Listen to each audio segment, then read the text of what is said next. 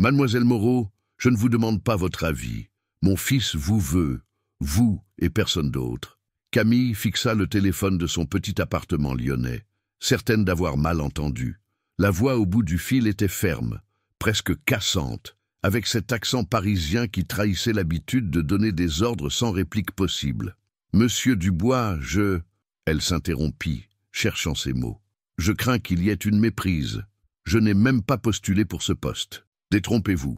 Mon assistante a contacté toutes les agences de tutorat de la région Rhône-Alpes. Votre profil a retenu notre attention. » Camille se leva de son petit canapé usé, le combiné collé à l'oreille, et marcha jusqu'à la fenêtre donnant sur la rue des Marronniers. En bas, les boulangeries matinales embaumaient déjà l'air de leurs croissants dorés. Cette tranquillité, cette simplicité, c'était son monde, pas celui des grandes fortunes parisiennes. « Monsieur, je vous remercie, mais je ne peux pas. 50 000 €. Le silence s'abattit dans le petit studio. Camille sentit ses genoux se dérober sous elle. « Pardon. 50 000 € pour 6 mois de cours particuliers. 3 fois par semaine, transport et hébergement compris lorsque nécessaire. Mon fils Julien a 8 ans et des difficultés scolaires. Nos précédents tuteurs n'ont pas su créer le lien nécessaire avec lui. » Camille ferma les yeux. 50 000 €. De quoi régler tous les frais médicaux de grand-mère, rembourser les dettes, peut-être même mettre un peu de côté pour la première fois depuis des années. Puis-je vous demander, comment avez-vous eu mes coordonnées exactement? Madame Rousseau, de l'agence Éducation Plus, m'a vivement recommandé votre approche pédagogique. Elle m'a dit que vous aviez un don particulier avec les enfants réticents.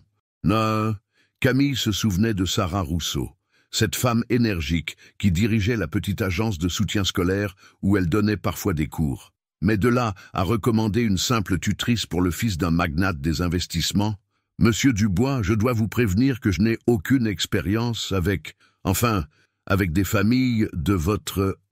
de mon standing ?» Il y eut comme un sourire dans sa voix. « Rassurez-vous, mademoiselle Moreau, mon fils est un petit garçon comme les autres. Un petit garçon qui refuse catégoriquement de travailler avec quiconque depuis 3 mois. Et qu'est-ce qui vous fait penser que moi, parce qu'il vous a vu ?» Cette fois, Camille ne put retenir un sursaut de surprise. « Comment ça, il m'a vu ?» Nous étions à Lyon la semaine dernière pour une réunion d'affaires. En sortant du restaurant, Julien vous a aperçu dans le parc, donnant des cours à un petit groupe d'enfants sous les platanes. Il n'a pas décroché un mot de tout le trajet du retour. Le lendemain matin, il m'a dit « Papa, je veux cette dame comme professeure. Elle a l'air gentille. » Camille se souvenait de cet après-midi. Elle donnait effectivement des cours de rattrapage dans le parc de la Tête d'Or à quelques enfants du quartier dont les parents n'avaient pas les moyens de payer des cours particuliers. C'était son petit geste solidaire, celui qui lui permettait de dormir en paix le soir. « Monsieur Dubois, Alexandre, et j'aimerais que vous réfléchissiez sérieusement à ma proposition. Mon chauffeur peut être à Lyon dans 2 heures pour vous amener rencontrer Julien. Rien ne vous engage. Considérez cela comme un entretien. » Camille regarda autour d'elle, les murs défraîchis de son studio, la pile de factures sur la petite table de la cuisine, le programme de soins de sa grand-mère punaisé au frigo. Puis, elle pensa à ce petit garçon qu'il avait remarqué dans un parc et avait décidé qu'elle serait sa professeure. « D'accord, » entendit-elle sa propre voix dire, « mais juste pour le rencontrer. Parfait. Ma voiture sera devant le 23, rue des Marronniers, à 14 heures précises. Ah, et mademoiselle Moreau? Oui? Merci. » Le ton avait changé. Plus doux, presque vulnérable, comme si derrière l'homme d'affaires impitoyable se cachait un père désemparé. Après avoir raccroché, Camille resta un long moment immobile devant sa fenêtre. En bas, la vie continuait son cours paisible. Les riverains faisaient leurs courses, les enfants jouaient dans la petite cour de l'école d'en face. Dans quelques heures, elle serait dans une voiture de luxe, en route pour Paris, pour rencontrer un enfant qui avait décidé qu'elle était celle qu'il lui fallait. Elle ne pouvait pas encore savoir qu'à 300 kilomètres de là, dans un bureau aux baies vitrées donnant sur la tour Eiffel, Alexandre Dubois raccrochait son téléphone en se demandant pourquoi la voix de cette jeune femme lui rappelait si intensément celle d'une autre, disparue depuis 9 longues années. « Papa ?» La petite voix de Julien résonna depuis le couloir. Elle a dit oui. Alexandre se tourna vers son fils, debout dans l'embrasure de la porte en pyjama, ses cheveux bruns ébouriffés par le sommeil. Oui, bonhomme, elle vient te rencontrer cet après-midi. Pour la première fois depuis des mois, Julien sourit. La Mercedes noire aux vitres teintées se faufila dans les embouteillages parisiens avec une aisance qui impressionna Camille. Depuis 2 heures qu'elle était montée dans cette voiture, aux sièges en cuir beige, elle avait l'impression de vivre un rêve, éveillé. « Première fois à Paris, mademoiselle ?» demanda le chauffeur, un homme distingué d'une 50aine d'années. « Non, mais pas dans ces conditions », avoua-t-elle en regardant défiler les façades haussmanniennes. Le trajet depuis Lyon lui avait permis de réfléchir. 50 000 €. Cette somme résonnait encore dans sa tête, comme une promesse de liberté. Mais au fur et à mesure qu'ils approchaient du 16e arrondissement, une angoisse sourde s'installait dans son ventre. Que faisait-elle là? Elle, Camille Moreau, fille d'une couturière et petite-fille d'une ancienne institutrice, dans l'univers doré des Dubois? « Nous arrivons », annonça le chauffeur en s'engageant dans l'avenue Montaigne. L'immeuble qui se dressa devant eux coupa le souffle à Camille. Façade de pierre blonde, balcon en fer forgé, entrée ornée de 2 statues. Le genre d'adresse dont elle n'avait vu les semblables que dans les magazines. Dans l'ascenseur au miroir doré, elle vérifia une dernière fois sa tenue. Robe bleu marine simple mais élégante, ballerine noire, cheveux châtains attachés en chignon bas. Elle avait fait de son mieux avec ses moyens limités. La porte de l'ascenseur s'ouvrit directement dans un hall d'entrée au parquet en chevron. Camille retint son souffle. Des œuvres d'art ornaient les murs. Une imposante bibliothèque s'élevait jusqu'au plafond et la baie vitrée offrait une vue saisissante sur la tour Eiffel. « Mademoiselle Moreau ?» Elle se retourna et son cœur fit un bond. L'homme qui s'avançait vers elle ne ressemblait en rien à l'image qu'elle s'était faite d'Alexandre Dubois. Grand, la quarantaine élégante, cheveux bruns légèrement grisonnants aux tempes, il dégageait une prestance naturelle, mais aussi quelque chose de plus troublant. Ses yeux, d'un bleu-gris intense, semblaient la sonder avec une acuité qui la mit mal à l'aise. « Monsieur Dubois », elle lui tendit la main qu'il serra avec une fermeté mesurée. « Merci d'avoir fait le déplacement. Julien trépigne d'impatience depuis ce matin. » Il marqua une pause, l'observant avec une attention qui la déstabilisa. « Puis-je vous offrir quelque chose? Un café, du thé? Un thé, ce serait parfait. » Tandis qu'Alexandre se dirigeait vers ce qui semblait être une cuisine ouverte design, Camille en profita pour détailler l'appartement. Tout respirait le goût sûr et la fortune, mais sans ostentation. Les meubles, choisis avec soin, créaient une atmosphère chaleureuse malgré la grandeur des lieux. « Papa, elle est là ?» Une tornade en miniature déboula dans le salon. Julien Dubois était un magnifique petit garçon aux cheveux bruns bouclés et aux yeux d'un bleu identique à ceux de son père. Il s'arrêta net en voyant Camille, soudain timide. « Bonjour Julien, dit-elle en s'accroupissant pour se mettre à sa hauteur. Je suis Camille. Ton papa m'a dit que tu voulais me rencontrer. » L'enfant hocha la tête, ses joues rosissant légèrement. « Tu es vraiment la dame du parc, celle qui expliquait les maths sous les arbres? C'est bien moi. Tu as une très bonne mémoire. Papa dit que tu pourrais devenir mon professeur. » Il baissa les yeux. Les autres, ils criaient tout le temps.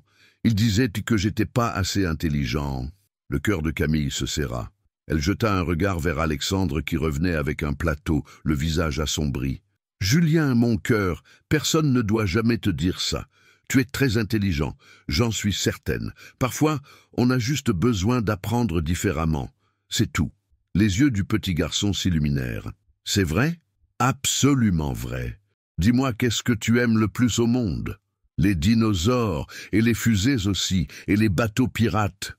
Eh bien, figure-toi qu'on peut apprendre les mathématiques avec les dinosaures, l'histoire avec les pirates, et la physique avec les fusées. » Alexandre posa le plateau et observa la scène, fasciné. En quelques minutes, cette jeune femme avait réussi ce que 3 tuteurs diplômés n'avaient pas accompli en 3 mois, faire briller les yeux de son fils. « Julien, intervint-il doucement, que dirais-tu de montrer tes livres à mademoiselle Moreau pendant que je lui explique ton programme? »« Oui, viens Camille, ma chambre elle est par là. » L'enfant attrapa la main de Camille et l'entraîna vers le couloir. En passant devant son père, elle croisa son regard et fut surprise d'y lire une émotion qu'elle ne sut identifier. De la gratitude, de la nostalgie, quelque chose de plus profond. La chambre de Julien était un joyeux bazar organisé. Livres sur les dinosaures, maquettes de bateaux, posters du système solaire. Sur le bureau, des cahiers d'école, aux pages griffonnées de ratures. « Tu vois, » dit Julien en feuilletant un manuel de CE2, « les fractions, ça me donne mal à la tête.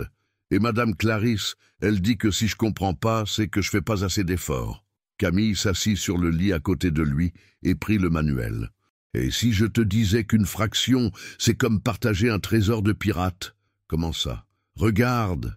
Elle dessina rapidement sur une feuille. « Tu es le capitaine d'un bateau et tu as trouvé une pizza au trésor. Tu dois la partager entre tes 4 marins. Combien chaque marin aura-t-il de part ? Une part chacun. Exactement. Donc chaque marin aura 1/4 de la pizza. 1/4. Tu viens de faire des fractions sans t'en rendre compte. » Julien écarquilla les yeux. C'est vrai. C'est ça les fractions. C'est exactement ça. » Depuis l'embrasure de la porte, Alexandre observait cette scène avec un trouble grandissant. Il y avait quelque chose dans la façon dont Camille penchait la tête en écoutant Julien, dans son sourire patient, dans le geste tendre avec lequel elle avait ébouriffé les cheveux de son fils. Quelque chose qui réveillait des souvenirs qu'il pensait enfouis à jamais. « Papa !» Julien avait remarqué sa présence. « Camille m'a expliqué les fractions avec des pirates. C'est génial !» Alexandre s'approcha, luttant contre l'étrange sensation de déjà-vu qui l'envahissait. « Je vois ça. Tu as l'air ravi. Je peux la garder comme professeur, s'il te plaît ?» Alexandre croisa le regard de Camille. Elle avait des yeux noisettes, pailletés d'or, qui lui rappelaient « Non, c'était impossible. »« Mademoiselle Moreau, accepteriez-vous notre proposition ?»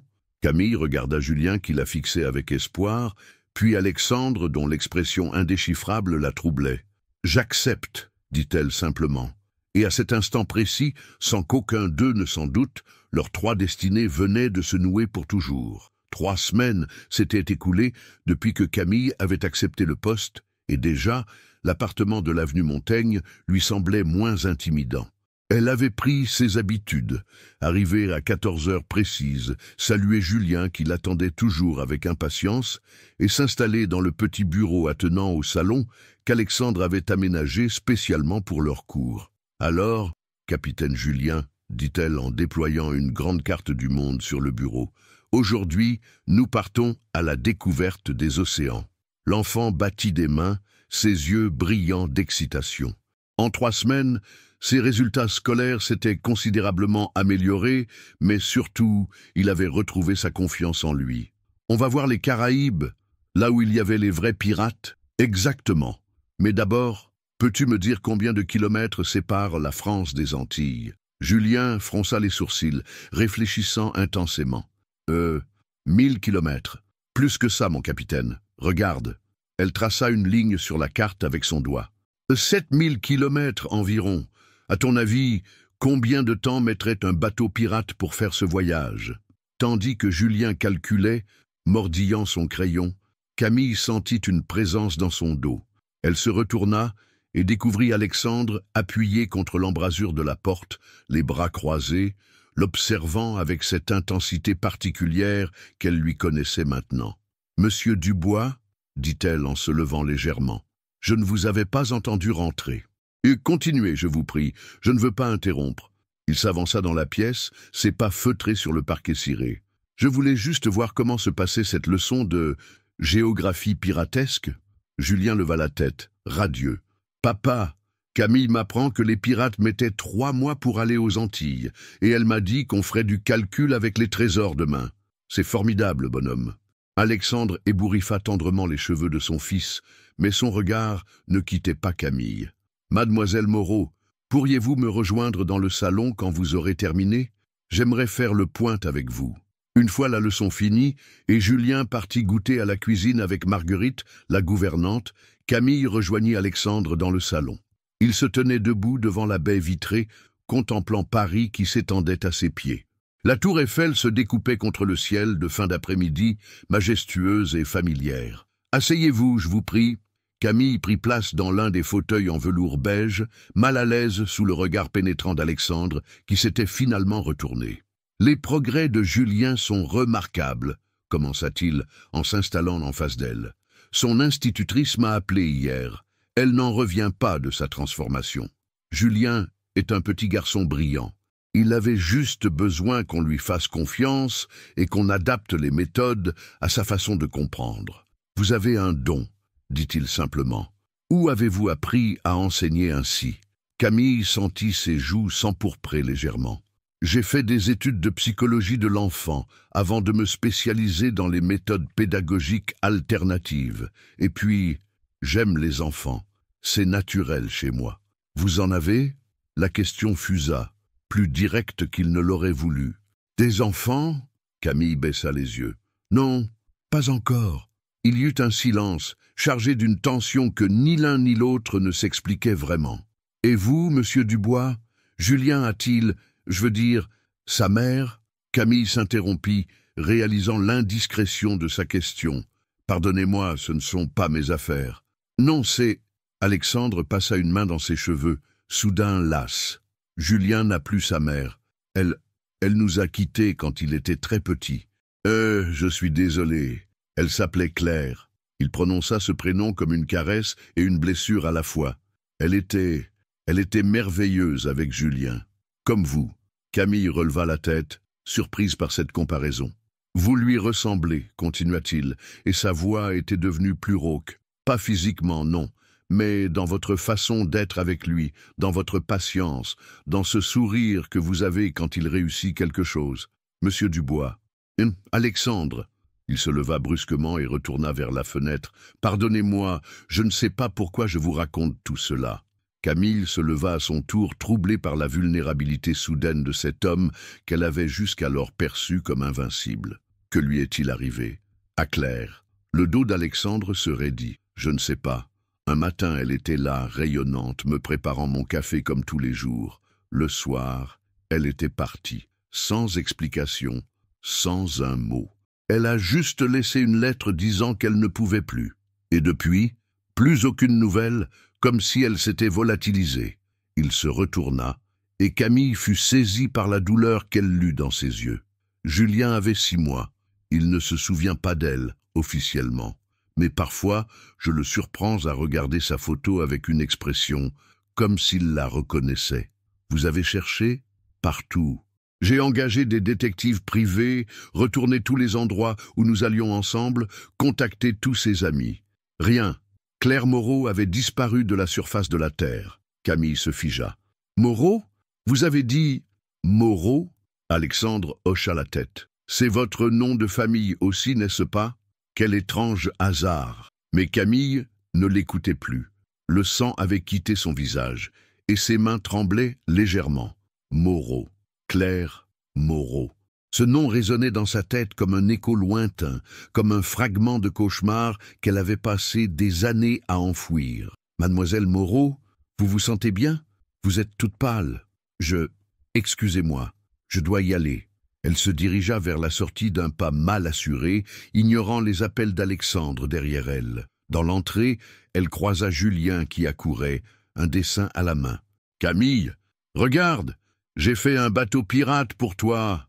Elle s'arrêta, le regarda vraiment. Ses yeux bleus, ses boucles brunes, cette façon qu'il avait de pencher la tête quand il souriait. « Il est magnifique, mon capitaine !» murmura-t-elle en caressant sa joue. « À demain, d'accord ? Tu reviendras ? » Promis.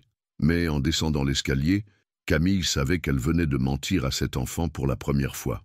Et surtout, elle commençait à comprendre pourquoi Julien l'avait choisie dans ce parc de Lyon, pourquoi Alexandre la regardait avec cette intensité troublante, et pourquoi elle-même se sentait si bien dans cet appartement.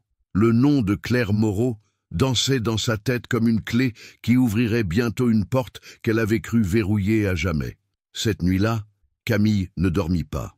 Allongée dans son petit lit lyonnais, elle fixait le plafond en essayant de rassembler les fragments épars de sa mémoire. Claire Moreau. Ce nom la hantait, résonnant comme un écho douloureux dans les recoins les plus sombres de son esprit. À 3 heures du matin, elle abandonna tout espoir de sommeil et se leva pour fouiller dans le vieux secrétaire de sa grand-mère. Au fond du tiroir du bas, sous des lettres jaunies et des photos d'époque, ses doigts trouvèrent ce qu'elle cherchait. Une enveloppe Kraft usée qu'elle n'avait pas ouverte depuis des années. Les mains tremblantes, elle en sortit une poignée de documents officiels, certificat médical, rapport psychologique, et au milieu une copie de son ancien état civil. Claire Camille Moreau, lut-elle à voix haute dans le silence de son studio.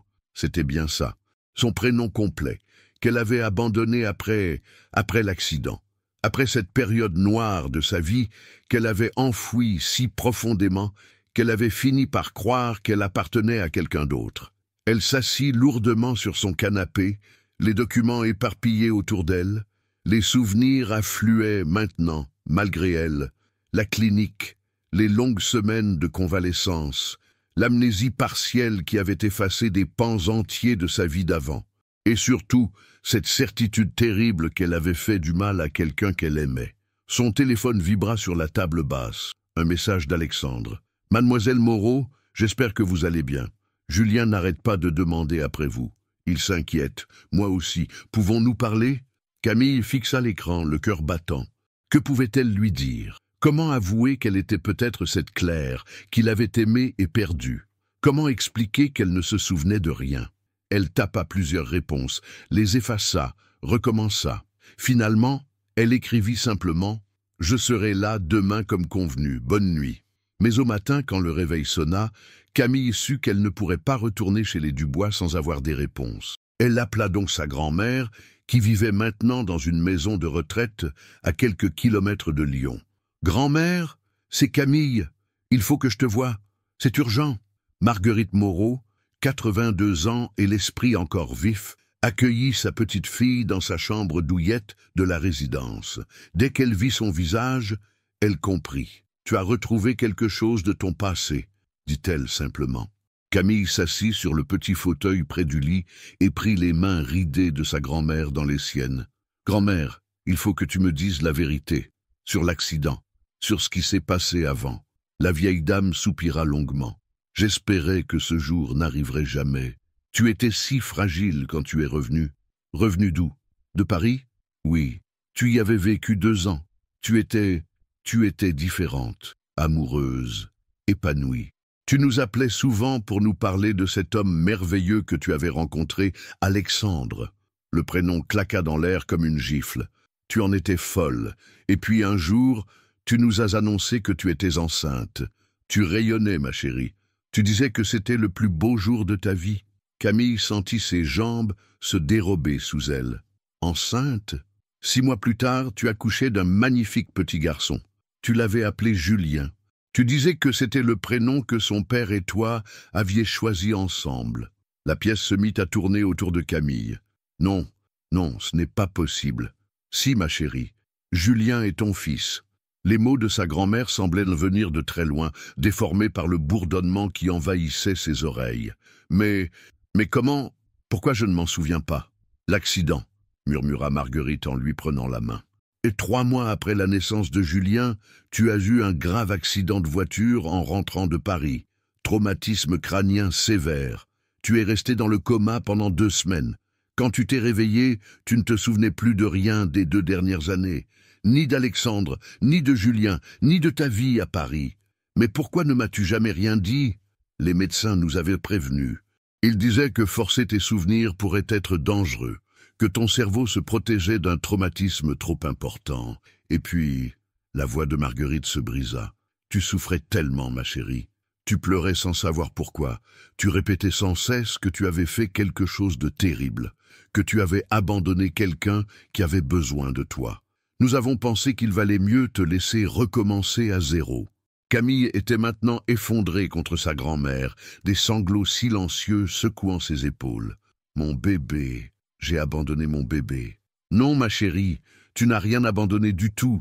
Tu étais malade, ce n'était pas ta faute. Mais pourquoi Alexandre ne m'a-t-il pas retrouvé? Pourquoi n'est-il pas venu me chercher ?» Marguerite hésita longuement avant de répondre. « Parce que Parce que nous lui avons dit que tu étais morte. Le silence qui suivit fut assourdissant. Quoi? L'accident était si grave. Pendant 48 heures, les médecins ont cru qu'il t'avait perdu.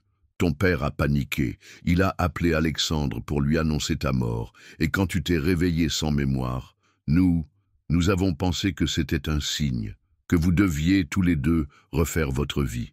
Camille se leva d'un bond, livide.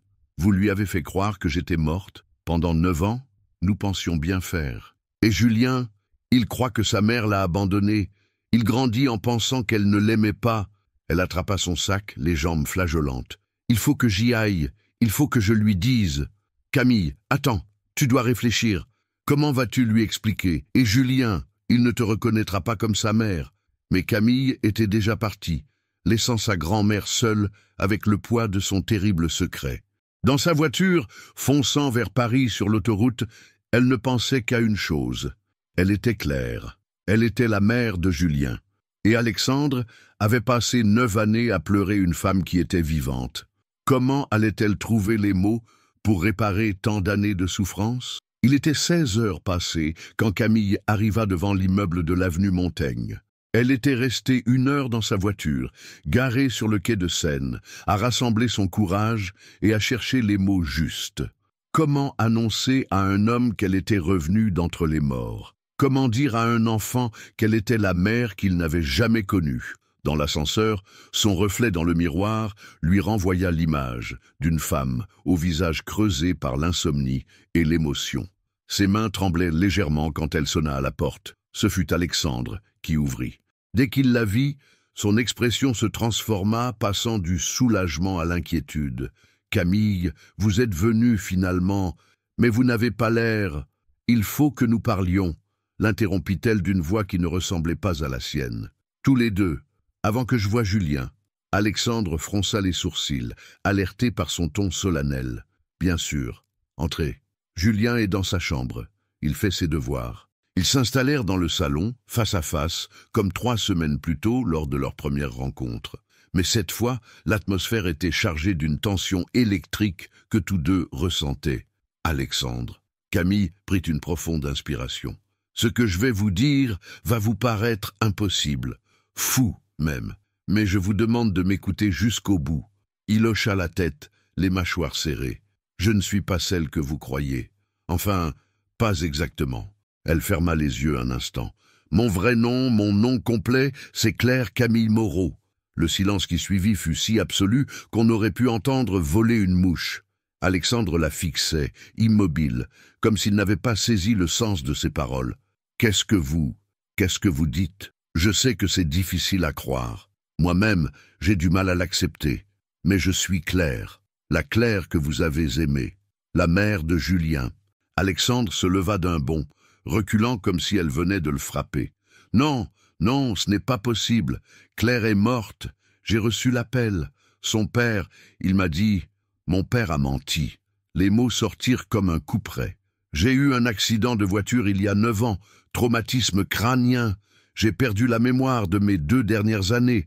Ma famille a cru que j'étais morte. Puis, quand je me suis réveillé sans souvenir, ils ont décidé de ne rien vous dire. Alexandre s'appuyait maintenant contre la baie vitrée, le visage livide. Vous mentez.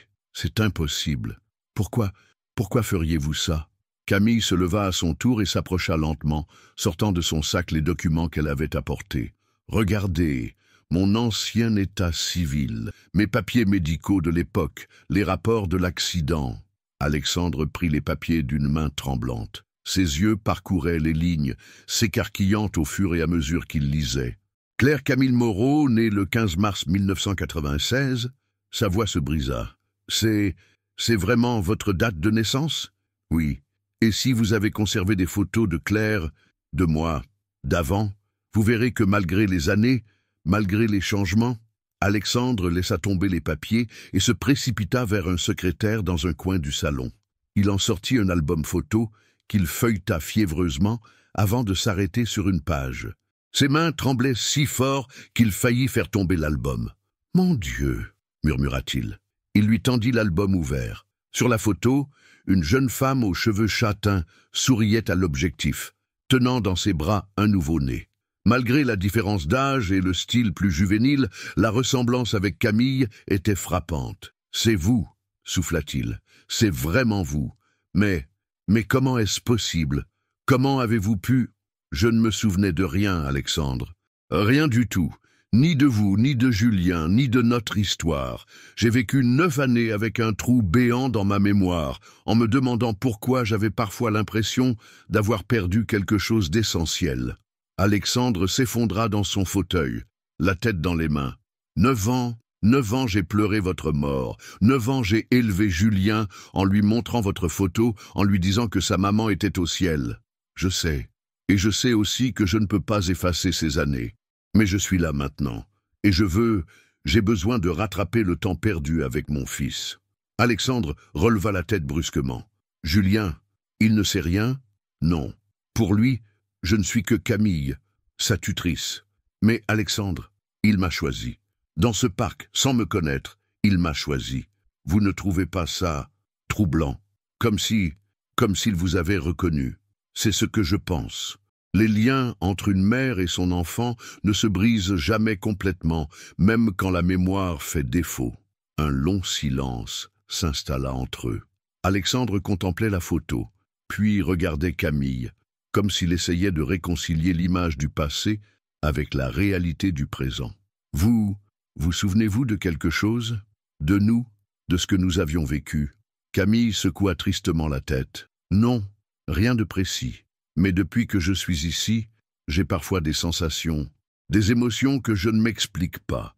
Cette impression d'être à ma place, cette facilité avec Julien, cette attirance que je ressens pour vous et que je ne comprends pas. Alexandre la regarda intensément. Vous ressentez? Oui, malgré moi. Dès le premier jour, j'ai senti quelque chose, comme si mon cœur se souvenait même quand ma tête avait oublié. Soudain, des pas précipités résonnèrent dans le couloir. « Papa, Camille, j'ai fini mes devoirs. On peut faire la leçon sur les pirates maintenant ?» Julien déboulait dans le salon, s'arrêtant net en voyant les visages graves des 2 adultes. « Qu'est-ce qui se passe? Pourquoi vous pleurez ?» Alexandre et Camille se regardèrent. Comment expliquer à un enfant de 8 ans que sa vie venait de basculer? « Viens là, bonhomme » dit doucement Alexandre en ouvrant ses bras. Julien s'approcha, jetant des coups d'œil inquiets vers Camille. « Julien, » commença Alexandre d'une voix étranglée, « tu te souviens quand je te parle de ta maman, celle qui était au ciel? Oui? Eh bien, il y a eu une erreur. Ta maman n'est pas au ciel. Elle est là. Elle a toujours été là, mais elle ne s'en souvenait pas. » Julien fronça les sourcils, ne comprenant visiblement pas. « Je ne comprends pas, papa. » Camille s'agenouilla devant lui, les larmes coulant maintenant librement sur ses joues. « Julien, mon cœur, je suis ta maman. » Julien regardait alternativement Camille et son père, ses grands yeux bleus emplis de confusion. Il recula d'un pas, secouant la tête. « Non, non, c'est pas vrai. Ma maman, elle est au ciel. Papa me l'a dit. Tu me l'as dit, papa. » Alexandre sentit son cœur se briser en voyant la détresse de son fils. « Julien, écoute-moi. » « Non !» L'enfant recula encore, ses joues rougissant de colère et de peur. « Camille, c'est ma professeure, pas ma maman. Ma maman, elle est morte. » Les sanglots de Julien emplirent le salon. Camille tendit instinctivement les bras vers lui, mais il s'enfuit en courant vers sa chambre. Le claquement de sa porte résonna comme un coup de tonnerre. Camille s'effondra sur le sol, le visage dans les mains. « J'ai tout gâché. Il me déteste maintenant. » Alexandre s'agenouilla à côté d'elle et, dans un geste spontané, la prit dans ses bras. « Non, Claire, Camille !» Il hésitait encore sur le prénom à utiliser. « Il a juste besoin de temps. C'est énorme pour lui, pour nous tous. » Ils restèrent ainsi quelques minutes, enlacés dans le silence du salon, chacun tentant d'apprivoiser cette nouvelle réalité. Pour la première fois depuis 9 ans, Alexandre tenait Claire dans ses bras, et malgré le chaos émotionnel, cela lui semblait à la fois familier et miraculeux. « Comment fait-on maintenant ?» murmura Camille contre son épaule. « Comment répare-t-on 9 années ? Je ne sais pas, mais nous le ferons, ensemble. » Un léger toussotement les fit sursauter. Marguerite, la gouvernante, se tenait dans l'embrasure, l'air embarrassé. « Pardonnez-moi, monsieur, mais le petit Julien, il pleure beaucoup dans sa chambre. Peut-être devrais-je… » « Non, Marguerite, merci, j'y vais. » Alexandre se releva, aidant Camille à en faire autant. « Vous pourriez peut-être préparer du chocolat chaud pour nous trois ?»« Bien sûr, monsieur. » Alexandre se tourna vers Camille. « Venez, nous devons lui parler tous les deux. Il faut qu'il comprenne. » Ils trouvèrent Julien recroquevillé sur son lit, serrant contre lui un ours en peluche usé. Ses sanglots s'étaient calmés, mais son petit visage était rouge et gonflé. « Julien ?» Alexandre s'assit doucement sur le bord du lit. « On peut te parler ?» L'enfant tourna la tête vers eux et Camille fut frappée par la ressemblance troublante qu'il avait avec son père quand il était contrarié. « Pourquoi vous mentez ?» dit-il d'une petite voix brisée. « Nous ne mentons pas, mon bonhomme. C'est compliqué, mais nous ne mentons pas. » Camille s'approcha lentement et s'assit de l'autre côté du lit. « Julien, tu te souviens de ce que je t'ai dit sur les fractions, que parfois les choses paraissent difficiles, mais qu'il suffit de les expliquer différemment. » Il hocha la tête sans la regarder. « Eh bien, c'est pareil pour cette histoire. C'est difficile à comprendre, mais je vais essayer de t'expliquer. » Elle prit une inspiration. « Il y a très longtemps, quand tu étais encore un tout petit bébé, j'ai eu un accident. Un très gros accident qui a fait que j'ai oublié plein de choses. J'ai oublié ton papa, j'ai oublié notre maison, et j'ai même oublié que j'étais ta maman. » Julien la regarda enfin, intrigué malgré sa méfiance. « Comme dans les films, quand les gens tombent, et après ils savent plus qui ils sont. Exactement comme ça. Et pendant très longtemps, j'ai vécu en pensant que j'étais quelqu'un d'autre. Camille Moreau, alors que j'étais vraiment Claire Moreau, ta maman. » Mais pourquoi papa il m'a dit que tu étais morte ?» Alexandre prit le relais, la voix tremblante d'émotion. « Parce que moi aussi, je pensais qu'elle était morte. Ses parents me l'avaient dit, tout le monde le croyait. Et moi, j'étais très triste. Alors, je t'ai dit que ta maman était au ciel parce que je pensais que c'était vrai. » Julien réfléchit intensément, son petit front plissé par la concentration. « Alors, Camille, c'est vraiment ma maman ? Ma vraie maman ? » « Oui, mon cœur. » Il y eut un long silence.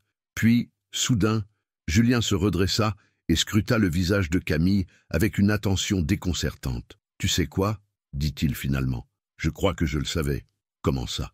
demanda Alexandre, surpris. « Bah, dès que je l'ai vue dans le parc, j'ai senti… » Il chercha ses mots. « J'ai senti qu'elle était spéciale. Et puis, quand elle me fait des câlins…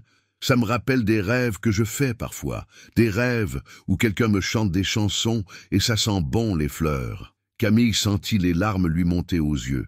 Elle avait l'habitude de se parfumer à la lavande et apparemment, cette habitude datait de bien avant son accident. « Et puis, » continua Julien, « elle fait la même tête que moi quand elle réfléchit.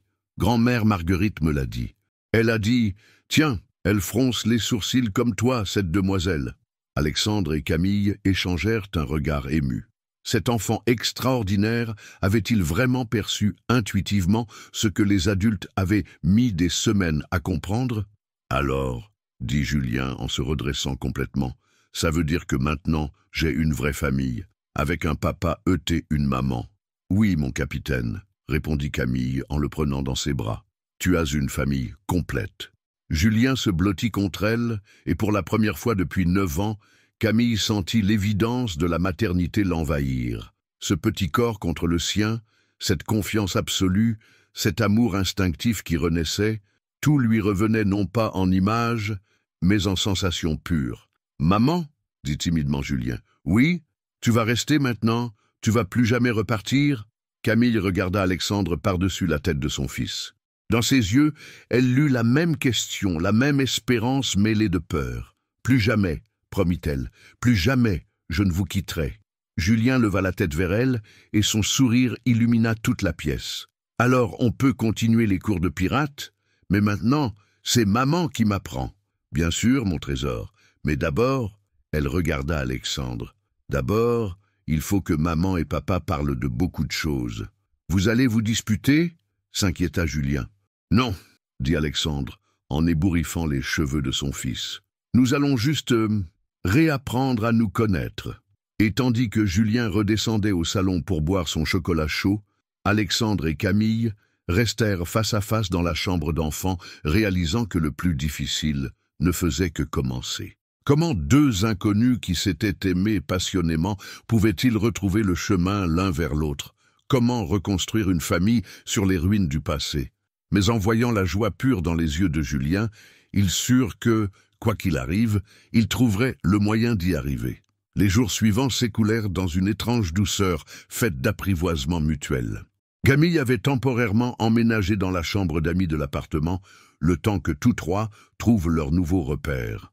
Julien, avec cette capacité d'adaptation propre aux enfants, s'était rapidement habitué à dire « maman », même s'il glissait encore parfois des « Camille » par inadvertance. Ce matin-là, un samedi de novembre, Camille se réveilla avec une sensation étrange. Pour la première fois depuis des années, elle avait rêvé.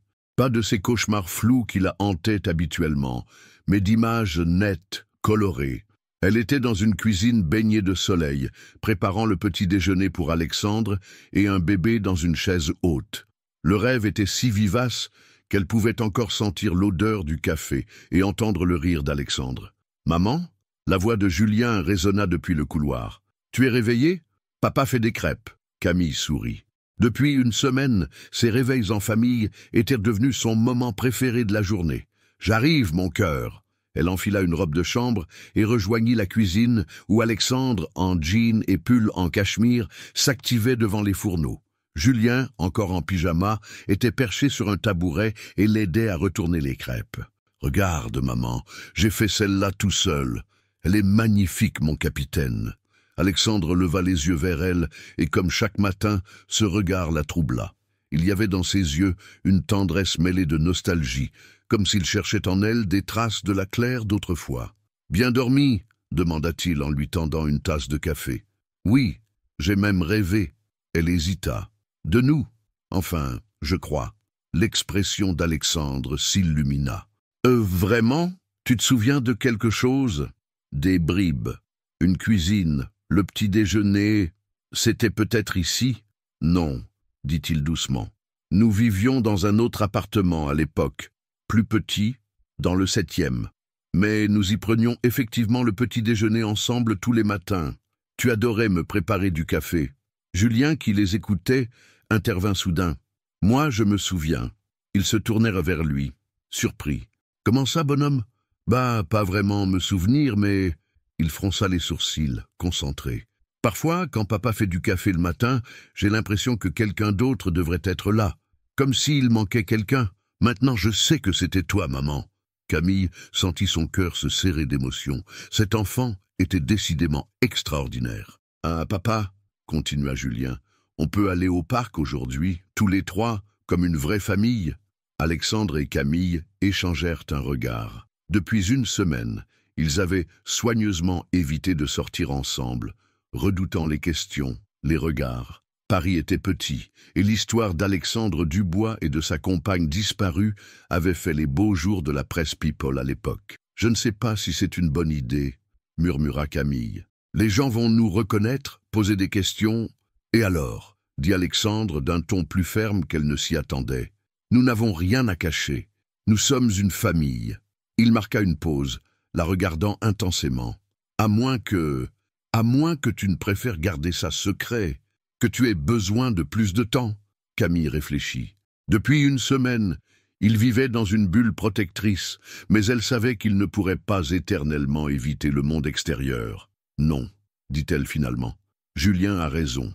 Nous sommes une famille, et j'en ai assez de me cacher. » 1 heure plus tard, ils se promenaient tous les trois dans les allées du jardin du Luxembourg. Julien courait devant eux, s'arrêtant régulièrement pour leur montrer un écureuil ou un chien particulièrement mignon.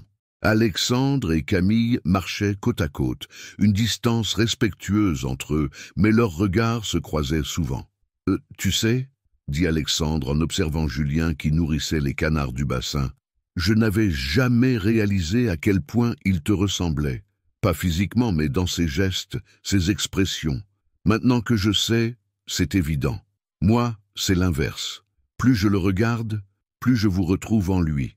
Cette façon qu'il a de pencher la tête quand il réfléchit, ce petit sourire en coin, c'est tout, toi. » Claire avait l'habitude de dire ça aussi. Il s'arrêta net, réalisant ce qu'il venait de dire. « Pardon, Non, c'est normal. Tu dois te sentir perdu toi aussi. Entre Claire et Camille, entre le passé et le présent. » Ils s'assirent sur un banc, observant Julien qui tentait d'apprivoiser un chat tigré. « C'est exactement ça, » admit Alexandre. « Parfois, je te regarde et j'ai l'impression de retrouver Claire. Tes gestes avec Julien, ta façon de rire quand il fait une bêtise. Et puis d'autres fois, tu es complètement différente, plus mature, plus réfléchie peut-être, comme si l'accident t'avait changé. Je ne suis plus la même, c'est vrai.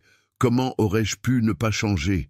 9 années de ma vie ont été effacées et j'en ai vécu 9 autres à me chercher sans savoir ce que je cherchais. » Elle le regarda. « Et toi, tu as changé aussi? » « Énormément. Devenir père célibataire du jour au lendemain, élever Julien en me demandant sans cesse si je faisais les bons choix, gérer ma culpabilité de n'avoir pas su te retenir. Oui, j'ai beaucoup changé. Ta culpabilité? Je me suis longtemps dit que si j'avais été un meilleur compagnon, un meilleur père peut-être, tu ne serais pas parti. Même en apprenant la vérité sur ton accident, une partie de moi se demande encore si... Non. Camille posa sa main sur la sienne. Quoi qu'il se soit passé entre nous avant l'accident, ça n'y était pour rien. L'accident, c'était juste ça. Un accident. Personne n'est responsable. Alexandre regarda leurs mains enlacées. Ce simple contact lui procurait une émotion qu'il avait cru ne plus jamais ressentir. « Claire, Camille, comment veux-tu que je t'appelle? » « Je ne sais pas, » avoua-t-elle. « Claire, c'est mon passé, celui dont je ne me souviens pas. Camille, c'est celle que je suis devenue, peut-être que je peux être les deux. »« Papa, maman !» Julien accourait vers eux, tout excité. « Venez voir, il y a un spectacle de marionnettes !» Ils se levèrent et spontanément, Julien attrapa leurs mains pour les entraîner. Pour la première fois depuis 9 ans, Alexandre, Camille et Julien avançaient main dans la main, comme une vraie famille. Derrière eux, un photographe de presse People ajustait son téléobjectif. Le lendemain, les magazines titreraient « Alexandre Dubois retrouve l'amour ». Qui est la mystérieuse femme qui a conquis le milliardaire et son fils? Mais pour l'instant, dans la magie de cet après-midi parisien, ils étaient juste 3 personnes qui réapprenaient à s'aimer. Le lundi matin, Alexandre fut réveillé par la sonnerie insistante de son téléphone. Il était à peine 6 heures, et seules les urgences professionnelles justifiaient d'habitude un appel si matinal. Mais ce n'était pas son assistante. « Alexandre, c'est Michel. » La voix de son attaché de presse était tendue. « Il faut qu'on parle. Maintenant. »« Michel, qu'est-ce qui se passe? Tu n'as pas vu la presse ce matin ?» Alexandre se redressa dans son lit, soudain parfaitement réveillé. « Non, pourquoi? Va voir le site de Paris Match, immédiatement. » Alexandre raccrocha et attrapa sa tablette sur la table de nuit. Quand la page web s'afficha, son sang se glaça. En première page, 3 photos. Lui, Camille et Julien au Luxembourg, main dans la main, souriant. Le titre s'étalait en gros caractères. « Retour d'entre les morts. La mystérieuse fiancée d'Alexandre Dubois réapparaît après 9 ans. »« Non, non, non, non » marmonna-t-il en parcourant l'article. Le journaliste avait fait du bon travail. Trop bon. Non seulement il avait identifié Camille comme étant l'ancienne compagne disparue du milliardaire, mais il avait également retrouvé des témoins de l'époque, exhumé de vieilles photos et même contacté l'hôpital où elle avait été soignée après son accident. « Papa !» Julien apparut dans l'embrasure de la porte, encore en pyjama. « Pourquoi tu cries ?» Alexandre ferma précipitamment la tablette. « Ce n'est rien, bonhomme. Va réveiller maman. Il faut qu'on discute tous les 3. » 10 minutes plus tard, ils étaient rassemblés dans la cuisine. Camille, en robe de chambre, les cheveux ébouriffés, lisait l'article sur l'écran, le visage de plus en plus pâle. « Comment ont-ils su ?» murmura-t-elle. « Comment ont-ils fait le lien ?»« Ce sont des professionnels, » répondit amèrement Alexandre. « Et notre histoire était assez célèbre à l'époque pour marquer les mémoires. Il suffisait que quelqu'un te reconnaisse. » Son téléphone se remit à sonner. Puis celui de Camille. Puis la ligne fixe. « Papa !» dit Julien d'une petite voix. « Il y a plein de gens avec des appareils photo en bas dans la rue. » Alexandre se précipita vers la fenêtre.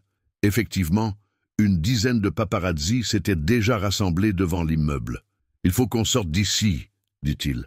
Au moins pour aujourd'hui, le temps que ça se calme. »« Où veux-tu qu'on aille ?» demanda Camille, paniquée. « Ils nous suivront partout.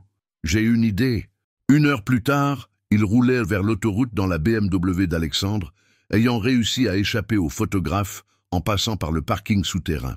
Destination, la propriété familiale dans le Val-de-Loire, à 2 heures de Paris. « C'est là qu'on va habiter maintenant ?»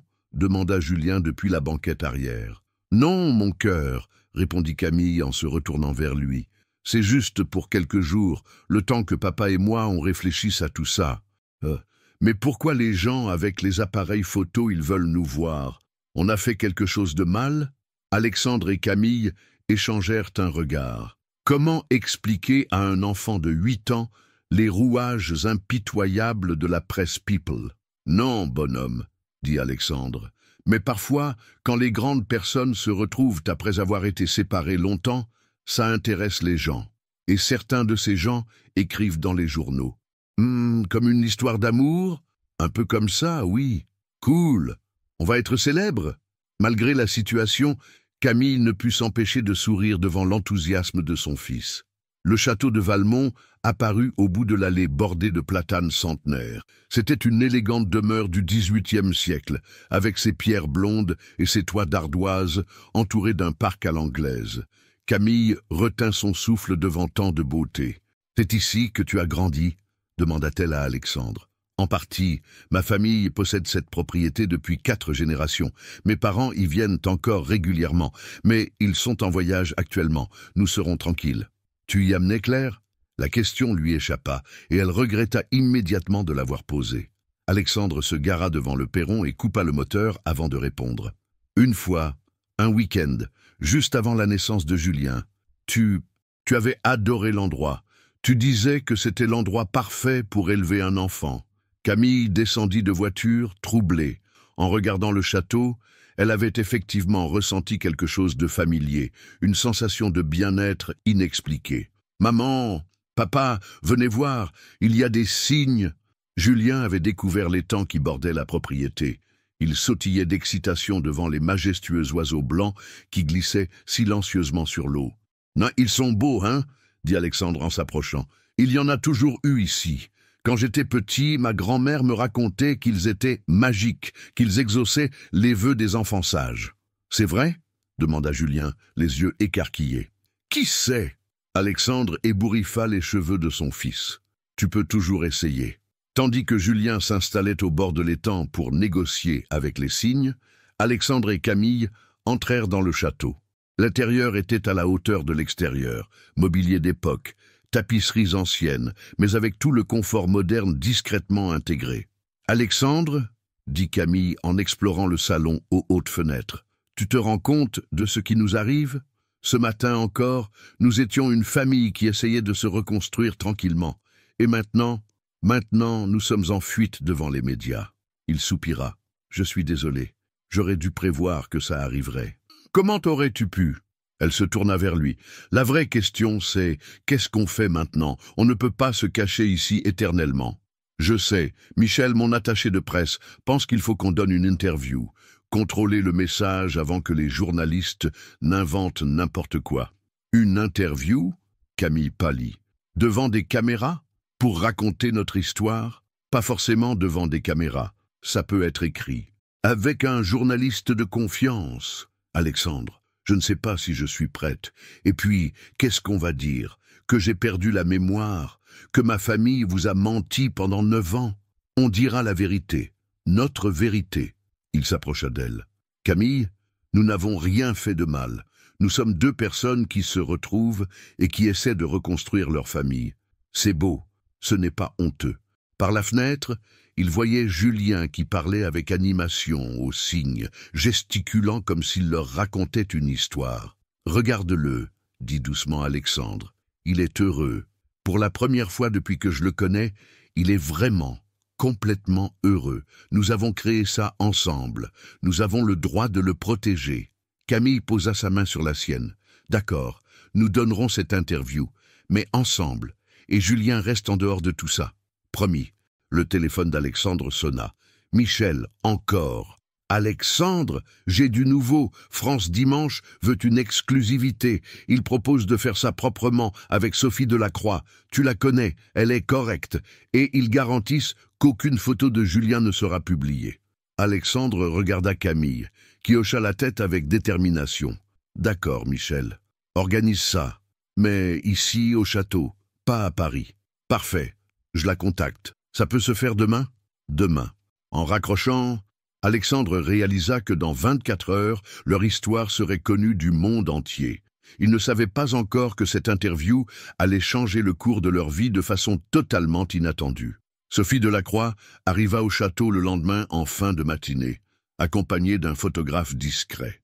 C'était une femme d'une 50aine d'années, élégante et au regard bienveillant, que sa réputation de journaliste intègre avait rendue célèbre dans le milieu du journalisme people de qualité.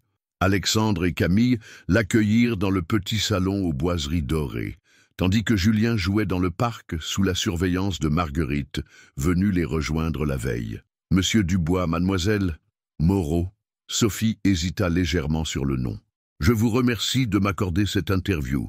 Je sais que ce n'est pas facile. Appelez-moi Camille, » dit cette dernière en serrant la main de la journaliste. « Et merci à vous d'accepter nos conditions concernant Julien. C'est naturel.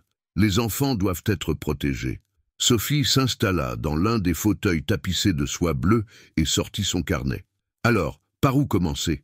Cette histoire est extraordinaire. Camille, vous aviez vraiment perdu la mémoire ?» Camille hocha la tête, ses mains légèrement tremblantes. « Totalement. L'accident a effacé 2 années complètes de ma vie, les plus importantes, comme il s'avère. Pouvez-vous nous parler de cette période ? Comment avez-vous vécu, ne sachant pas qui vous étiez vraiment ?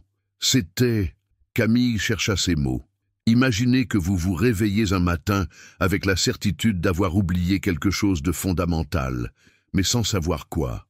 Pendant 9 ans, j'ai eu cette impression qu'il me manquait une partie de moi-même. Je faisais des cauchemars récurrents, j'avais des crises d'angoisse inexpliquées, comme si mon cœur se souvenait de ce que mon cerveau avait oublié. » Sophie griffonna rapidement puis se tourna vers Alexandre. « Et vous, monsieur Dubois, comment avez-vous vécu ces 9 années ?»« Dans le deuil, » répondit-il simplement. « Je pensais avoir perdu la femme de ma vie. J'ai élevé Julien en lui montrant des photos de sa mère, en lui racontant combien elle l'aimait, tout en me demandant chaque jour comment j'allais faire sans elle. Vous n'avez jamais refait votre vie ?» Alexandre secoua la tête. « Comment aurais-je pu ? Claire elle était tout pour moi. Personne n'aurait pu la remplacer. Et puis, il y avait Julien. Il avait besoin de stabilité, pas de voir défiler des inconnus dans sa vie. « Camille, » continua Sophie, « comment avez-vous réagi quand vous avez appris la vérité ? J'ai d'abord cru que c'était impossible, puis quand j'ai vu les preuves, les photos, ça a été un choc terrible. Imaginez que vous apprenez que vous avez un enfant de 8 ans et que vous ne vous en souvenez pas, que vous avez abandonné, sans le vouloir, l'homme que vous aimez. La culpabilité était énorme. Et maintenant, comment reconstruisez-vous votre relation ?» Alexandre et Camille échangèrent un regard. « Avec beaucoup de patience, » dit Alexandre. « Nous apprenons à nous connaître à nouveau. Camille n'est plus tout à fait la Claire que j'ai connue. Et moi non plus, je ne suis plus le même homme. Nous sommes comme 2 inconnus qui auraient des souvenirs communs à sens unique. Mais les sentiments, sont-ils revenus ?» Camille rougit légèrement. « C'est compliqué.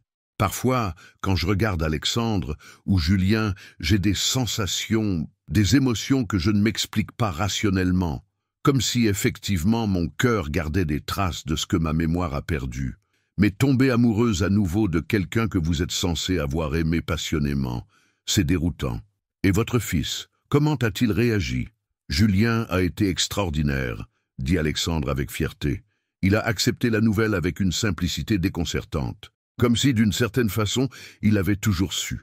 Il faut dire, ajouta Camille, qu'il m'avait choisi comme tutrice dès qu'il m'a vu, sans me connaître. Nous pensons qu'il y a eu une reconnaissance instinctive. Sophie nota tout, manifestement touchée par leur histoire.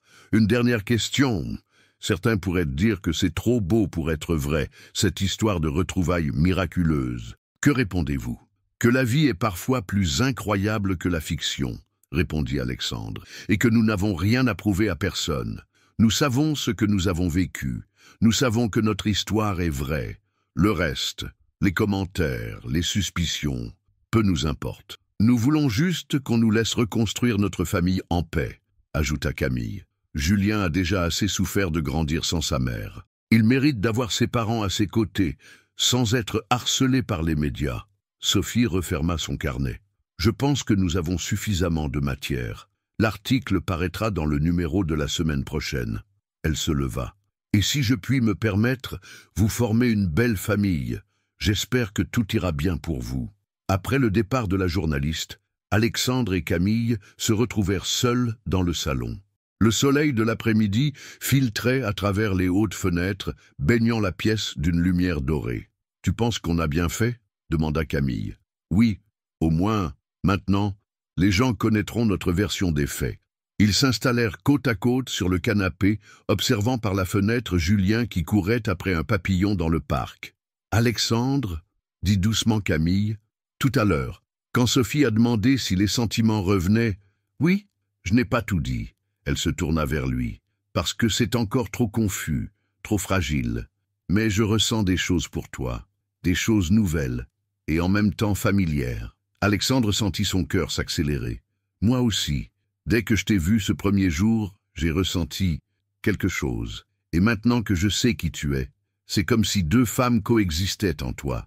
Claire, que j'ai aimée passionnément, et Camille, dont je tombe amoureux peu à peu. À deux, c'est exactement ça. » Elle sourit timidement. « Tu crois qu'on peut retomber amoureux de la même personne, même si cette personne a changé? Je crois qu'on est déjà en train de le faire. » Il tendit la main vers elle, et cette fois, elle la prit sans hésiter. Leurs doigts s'entrelacèrent naturellement comme s'ils n'avaient jamais cessé de se connaître. « Papa! Maman !» Julien déboulait dans le salon, essoufflé et ravi. « J'ai fait un vœu au cygne, et devinez quoi ?»« Quoi, mon capitaine ?» demanda Camille en riant. « Ils ont dit oui, enfin, je crois. Ils ont fait des petits cris et ils ont battu des ailes. Ça veut dire qu'ils sont d'accord. Et tu as souhaité quoi ?» demanda Alexandre. Julien regarda ses parents assis côte à côte, main dans la main, et son sourire s'élargit. « Que vous vous remettiez amoureux.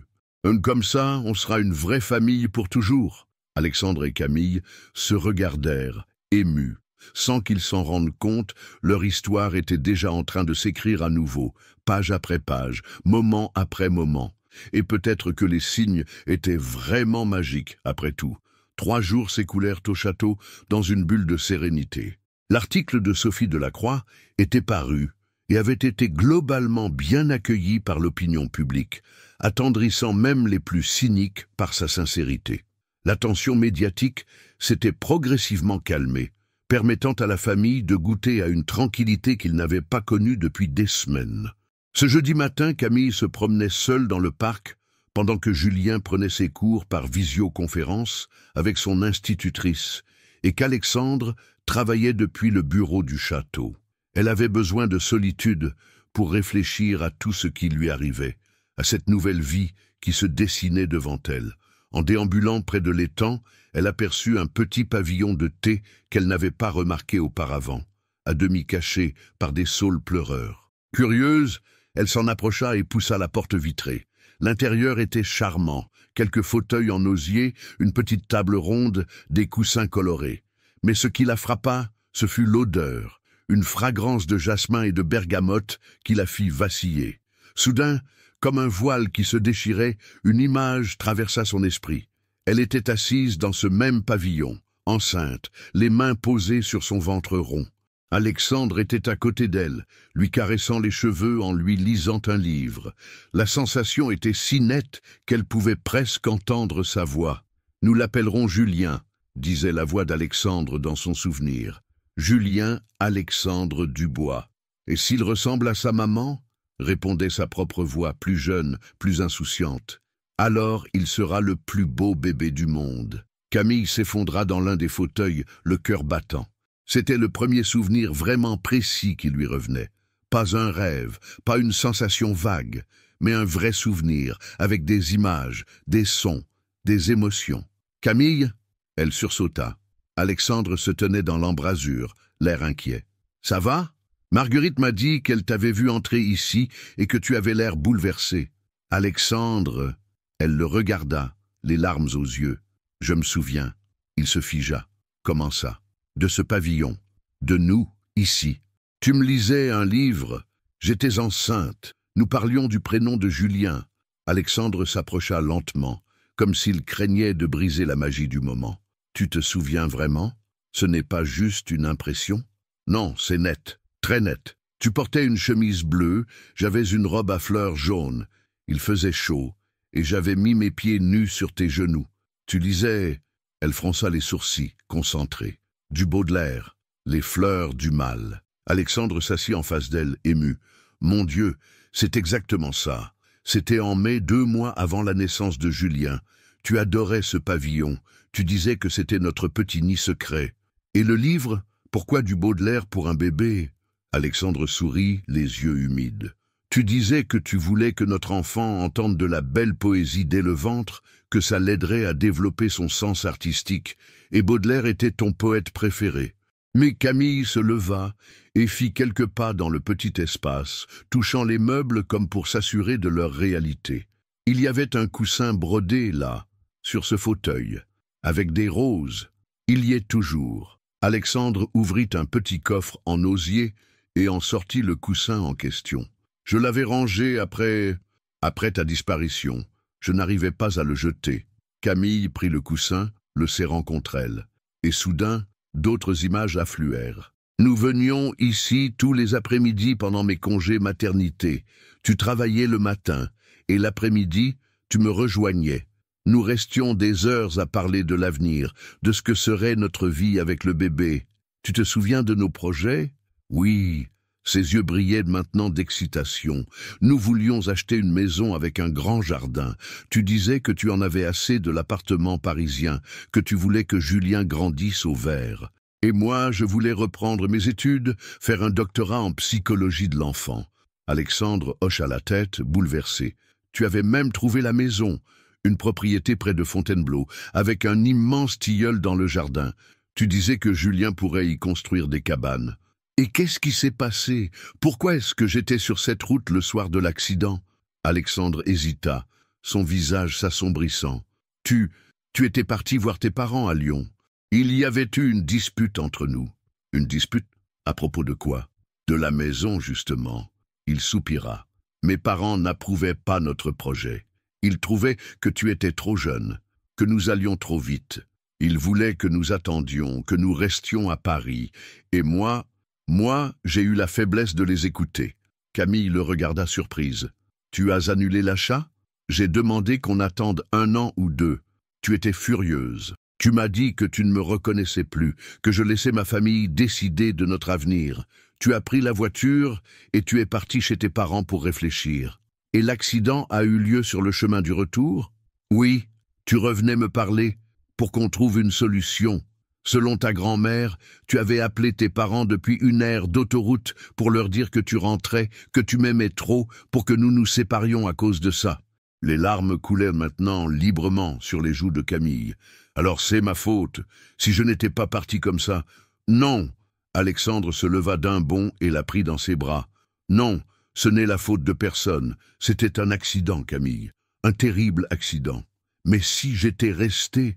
Tu étais enceinte, émotionnelle, et moi j'ai été lâche. J'aurais dû tenir tête à mes parents, j'aurais dû défendre nos projets. C'est moi qui aurais dû venir te chercher au lieu de te laisser reprendre la route. Ils restèrent enlacés un long moment, pleurant ensemble sur ce passé douloureux qui refaisait surface. « Alexandre » murmura Camille contre son épaule. « Oui, est-ce que tu crois que nous aurions pu être heureux dans cette maison avec Julien ? J'en suis certain. » Il la serra plus fort. « Et nous pouvons encore l'être, différemment, mais nous pouvons l'être. Papa, maman ?» Ils se séparèrent rapidement en entendant la voix de Julien. L'enfant apparut dans l'embrasure du pavillon, l'air inquiet. « Marguerite m'a dit que vous étiez ici. Pourquoi vous pleurez ?» Camille s'essuya les yeux et sourit à son fils. « Ce ne sont pas des larmes de tristesse, mon cœur, ce sont des larmes de joie. Maman vient de se souvenir de quelque chose de très beau. » « Vraiment? Quoi? De toi? » dit-elle simplement. « De quand tu étais dans mon ventre, et que papa et moi on t'attendait avec impatience. » Julien écarquilla les yeux. « Tu te souviens de moi, bébé ?»« Un petit peu, et j'espère que d'autres souvenirs reviendront. »« C'est génial !» Julien se jeta dans leurs bras. « Maintenant, on peut redevenir une vraie famille, avec tous les souvenirs. » Par-dessus la tête de leur fils, Alexandre et Camille se regardèrent. Les souvenirs revenaient, certes, mais avec eux, les questions et les regrets. Leur chemin vers le bonheur était encore semé d'embûches. Mais pour la première fois depuis des semaines, ils avaient l'espoir que leur amour soit assez fort pour tout surmonter. Le lendemain, Alexandre dut retourner à Paris pour des réunions importantes qu'il ne pouvait plus reporter. Camille et Julien restèrent au château, profitant de cette journée en tête-à-tête pour approfondir leur relation mère-fils.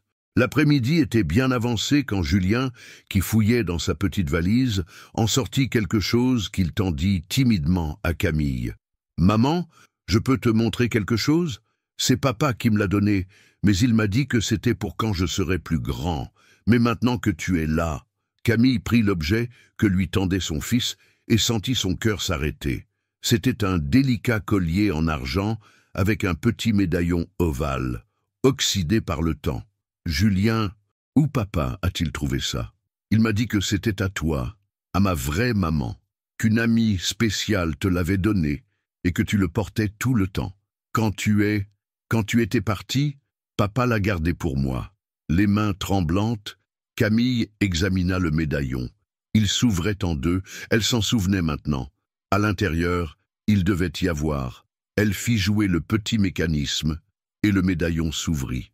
À l'intérieur, gravés en lettres minuscules, quelques mots qui la firent vaciller. « Pour Claire, mon étoile, grand-mère céleste. » Céleste, sa grand-mère paternelle, morte quand elle avait 15 ans.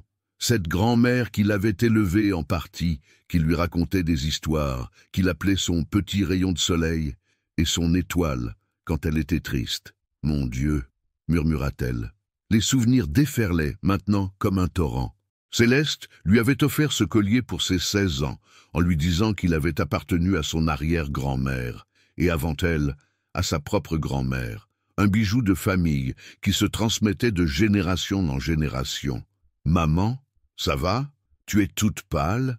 Camille s'assit lourdement sur le lit de Julien, le médaillon serré dans sa paume. « Julien, mon cœur, ce collier, il a une histoire très spéciale. Ma grand-mère me l'avait donné quand j'étais plus jeune que toi maintenant. Et dedans, il y a un secret. »« Un secret? Quel secret ?»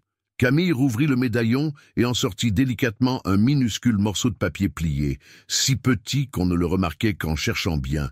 Avec des précautions infinies, elle le déplia. C'était son écriture, une écriture qu'elle reconnaissait maintenant plus jeune, plus romantique que celle d'aujourd'hui. « Alexandre, si tu lis ceci un jour, c'est que nous nous sommes perdus. Souviens-toi que tu es le grand amour de ma vie, celui pour qui j'aurais traversé le monde entier. Et si nous avons un enfant ensemble, dis-lui que maman l'aime plus que tout au monde, même si elle ne peut pas le lui dire elle-même. Je t'aime, pour toujours, Claire. » Les larmes coulaient librement sur les joues de Camille. Elle se souvenait maintenant. Elle avait écrit ce mot pendant sa grossesse, lors d'une nuit d'insomnie où les hormones la rendaient particulièrement émotionnelle. Elle avait eu peur, soudain, que quelque chose leur arrive, qu'ils soient séparés. Alors elle avait écrit ce petit message et l'avait glissé dans le médaillon sans jamais en parler à Alexandre. « Qu'est-ce que ça dit ?» demanda Julien, intrigué par l'émotion de sa mère. « Ça dit que maman t'aimait déjà, avant même de te connaître, que même si elle n'était plus là, elle pensait très fort à toi. » Julien se blottit contre elle. « Et maintenant tu es revenu pour de vrai. »« Oui, mon cœur, et je ne repartirai plus jamais. » Le soir venu, quand Alexandre revint de Paris, Camille l'attendait dans le salon. Elle lui tendit le médaillon sans un mot. « Comment? Où as-tu trouvé ça ?»« Julien me l'a montré. Il m'a dit que tu le lui avais donné. » Alexandre s'assit lourdement en face d'elle. « Je l'ai trouvé dans tes affaires après ta disparition. Tu le portais constamment. Je me suis dit que tu aurais voulu qu'il le garde. Mais tu l'as ouvert. »« Oui, et j'ai trouvé ça. » Elle lui tendit le petit papier. Alexandre le lut, et son visage se transforma au fur et à mesure. Quand il releva les yeux, ils étaient remplis de larmes. « Tu avais écrit ça? Quand? Pendant ma grossesse. J'avais eu une sorte de prémonition, je pense. La peur que quelque chose nous sépare. Elle sourit tristement. Je ne pensais pas si bien dire. Qu'est Claire? Il se leva et vint s'asseoir à côté d'elle sur le canapé. Tu sais ce que ça représente pour moi. Pendant 9 ans, j'ai cru que tu étais parti parce que tu ne m'aimais plus, parce que notre amour n'était pas assez fort. Et là, tu as la preuve que je t'aimais, que je vous aimais tous les deux plus que ma propre vie. Ils restèrent silencieux un moment, le poids de cette révélation flottant entre eux. « Alexandre » dit finalement Camille. « J'ai récupéré d'autres souvenirs aujourd'hui, des bribes, mais je commence à me souvenir de nous, de ce que nous étions ensemble. Et j'ai peur. Peur de quoi? Peur de ne pas être à la hauteur de cette Claire que tu as aimée. Peur que tu sois déçu par celle que je suis devenue. Peur que nos sentiments d'aujourd'hui ne soient qu'un écho du passé et non quelque chose de réel. » Alexandre prit ses mains dans les siennes. « Camille, regarde-moi. » Elle leva les yeux vers lui. « Je ne suis pas tombé amoureux de toi parce que tu es Claire. Je suis tombé amoureux de toi parce que tu es toi, Camille, la femme que tu es devenue. Si tu avais été exactement la même qu'avant, je pense que ça aurait été troublant, mais pas forcément sain. Mais Claire était merveilleuse, ne te méprends pas. Mais tu es merveilleuse aussi, différemment. Plus mûre, plus profonde peut-être. Les épreuves t'ont forgée, t'ont rendue plus forte. Et l'amour que je ressens pour toi aujourd'hui n'a rien à voir avec de la nostalgie. C'est un amour nouveau, construit sur qui nous sommes maintenant. » Camille sentit quelque chose se délier dans sa poitrine. « Tu en es sûr? »« Certain. » Il se pencha vers elle. « Et si tu veux bien, j'aimerais te le prouver. » Il l'embrassa tendrement d'abord, puis avec plus de passion. Et pour la première fois depuis qu'elle avait découvert la vérité, Camille se laissa aller complètement, cessant de se demander si c'était Claire ou elle qui embrassait Alexandre. Elle était les deux à la fois, et c'était parfait ainsi. Quand ils se séparèrent, Alexandre prit le médaillon et le passa délicatement autour du cou de Camille. « Il a sa place ici, » dit-il simplement. Et Camille sut qu'il ne parlait pas seulement du collier, mais d'elle tout entière. Elle était enfin rentrée chez elle. 2 semaines plus tard, ils étaient de retour à Paris. L'appartement de l'avenue Montaigne avait subi quelques réaménagements. La chambre d'amis de Camille avait été transformée en bureau, car elle dormait désormais dans la chambre principale avec Alexandre. Leurs retrouvailles amoureuses s'étaient faites naturellement, sans précipitation, comme si 9 années ne s'étaient pas écoulées entre eux. Ce soir-là, Alexandre avait une surprise pour Camille. Une surprise qu'il préparait depuis plusieurs jours et qui, espérait-il, marquerait symboliquement leur nouvelle vie ensemble. « Une soirée à l'Opéra Garnier ?» s'exclama Camille en découvrant les billets. « Alexandre, je ne sais pas si... » « Si quoi? Tous ces gens, ces regards, je ne suis pas sûr d'être prête pour les mondanités parisiennes. » « Justement, il faut que tu le sois. » Alexandre s'approcha d'elle et prit ses mains. « Camille, nous ne pouvons pas nous cacher éternellement. Tu fais partie de ma vie, de notre vie, et ma vie, qu'on le veuille ou non, comprend certaines obligations sociales. Mais s'il me juge, s'il pense que je ne suis pas à ma place, alors il se trompe. » Il la serra contre lui. « Et puis, j'ai envie de te montrer au monde entier. J'ai envie que Paris sache qu'Alexandre Dubois a retrouvé la femme de sa vie. » Julien, qui avait écouté la conversation depuis le canapé où il dessinait, leva la tête. « Maman, tu vas porter une belle robe, comme une princesse. »« Je ne sais pas, mon cœur. »« Oh si. » Alexandre sourit. « J'ai pris rendez-vous chez Chanel pour demain matin. »« Chanel ? Alexandre, c'est de la folie. Non, c'est de l'amour. Et puis, ajouta-t-il avec un clin d'œil à Julien, toutes les princesses méritent une belle robe. » Le lendemain matin, Camille se retrouva dans l'univers feutré de la boutique Chanel rue Cambon. La vendeuse, prévenue par Alexandre, l'accueillit avec tous les égards dus à la compagne d'un de leurs clients les plus prestigieux. « Madame Moreau, nous avons présélectionné plusieurs modèles qui devraient vous convenir parfaitement. » Camille essaya 3 robes, avant de tomber en arrêt devant la 4e. Une création en soie noire, rehaussée de perles d'eau douce, avec un décolleté élégant et une coupe qui épousait parfaitement sa silhouette. Quand elle se regarda dans le miroir, elle eut l'impression de découvrir une femme élégante, sophistiquée, digne de figurer au bras d'Alexandre Dubois. « C'est parfait !»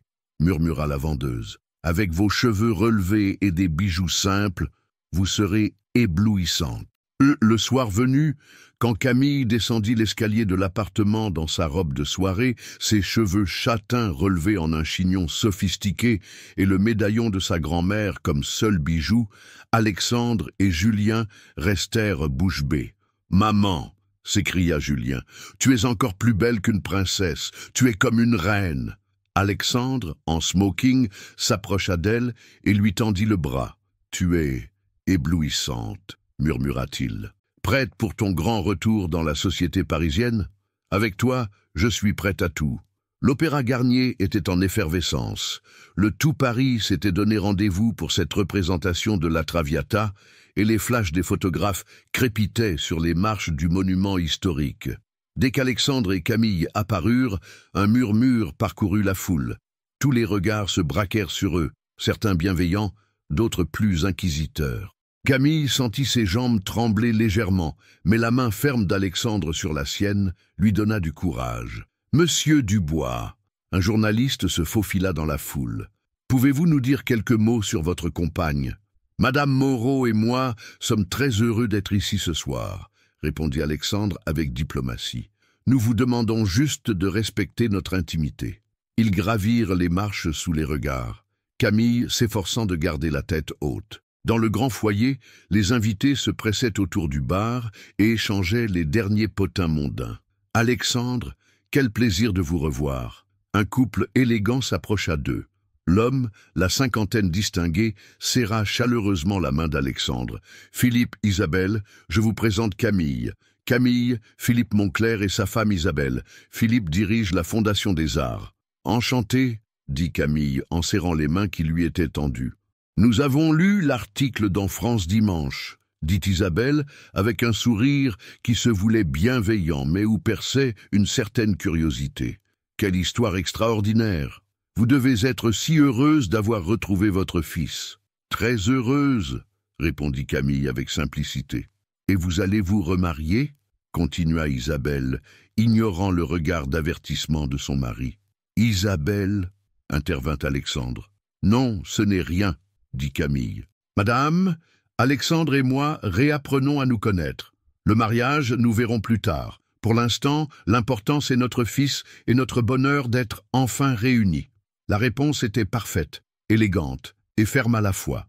Philippe Moncler sourit, visiblement impressionné par le tact de Camille. La soirée se déroula mieux que prévu. Certes, Camille sentait les regards, entendait les chuchotements, mais elle tenait bon. À l'entracte, plusieurs personnes vinrent les saluer, et progressivement elle se détendit. « Tu vois » lui murmura Alexandre pendant que les lumières se tamalisent pour le deuxième acte. « Tu es parfaite. Je commence à y croire. » répondit-elle avec un sourire. Mais c'est au moment de quitter l'opéra que l'incident se produisit. Dans la bousculade de la sortie, une femme blonde, visiblement éméchée, s'approcha de Camille. « Alors c'est vous, la ressuscitée ?» dit-elle d'une voix forte. « Pratique d'avoir perdu la mémoire, ça évite d'avoir des comptes à rendre. » « Pardon ?» Camille ne comprenait pas l'agression. « Margot, s'il vous plaît, » intervint Alexandre, manifestement gêné. « Non, Alexandre.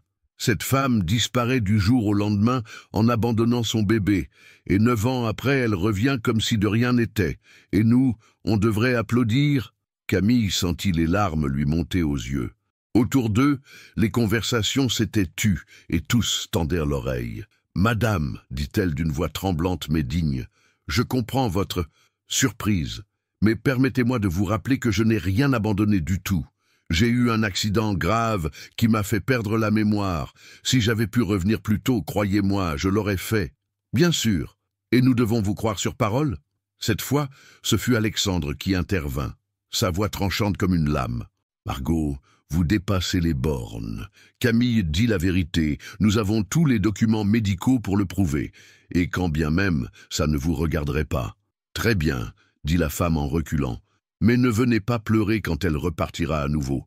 Certaines personnes ne changent jamais. » Elle s'éloigna, laissant Camille bouleversée. Alexandre l'entoura de ses bras. N'écoute pas ça. Margot a toujours été jalouse. Elle a tenté sa chance avec moi il y a quelques années et n'a jamais digéré que je ne m'intéresse pas à elle. Mais, et si elle avait raison, murmura Camille. Et si un jour ma mémoire me revenait complètement et que je réalisais que je ne vous aime pas, et si je repartais à nouveau? Alexandre s'arrêta au milieu des marches et prit le visage de Camille entre ses mains. Camille, regarde-moi. Est-ce que tu m'aimes? Maintenant, aujourd'hui, tel que tu es? Oui. Est-ce que tu aimes Julien? Plus que tout au monde. Alors le reste n'a pas d'importance. Le passé est le passé. Ce qui compte, c'est ce que nous construisons ensemble à partir de maintenant. Il l'embrassa tendrement, indifférent au dernier regard curieux.